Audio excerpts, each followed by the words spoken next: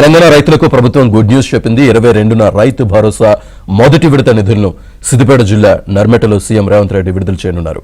మొత్తం 3 విడతల్లో 9,000 కోట్లను రైతుల ఖాతాల్లో ప్రభుత్వం జమ చేయనుంది.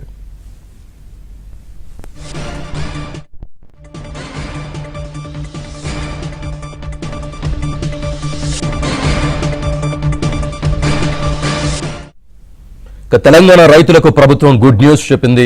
22న రైతు భరోసా మొదటి విడత నిధులను సిద్దిపేట జిల్లా నర్మెటలో సీఎం రేవంత్ రెడ్డి విడుదల చేయనున్నారు.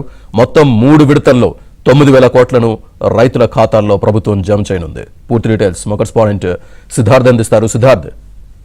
Thank you Srinivas. తెలంగాణ రైతులకు ప్రభుత్వం ఒక గుడ్ న్యూస్ చెప్పిందని చెప్పుకోవచ్చు. ఈ నెల 22న రైతు భరోసా నిధులను విడుదల చేయనుంది.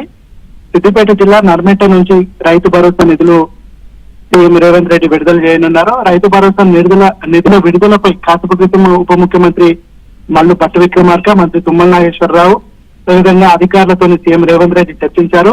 తొలి విడతగా మొత్తం 70 లక్షల మంది రైతుల ఖాతాల్లోకి 1 ఎకరం వరకు రైతు భరోసా వేయనున్నారు. దీని కింద 3,590 కోట్ల రూపాయలను మొదటి విడతగా వేయనున్నారు.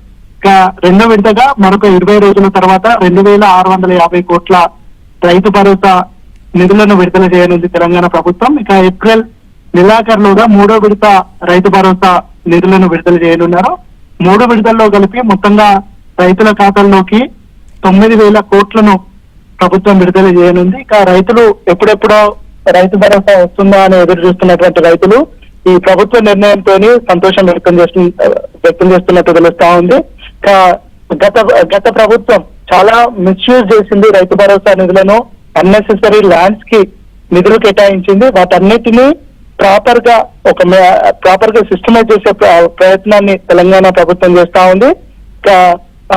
మొత్తానికైతే ఈ రైతు భరోసా నిధులను విడుదల చేయడం పట్ల రైతులు గానీ రైతు సంఘాలు గానీ ఆనందాన్ని వ్యక్తం చేస్తున్నారు. Right Siddharth, thank you.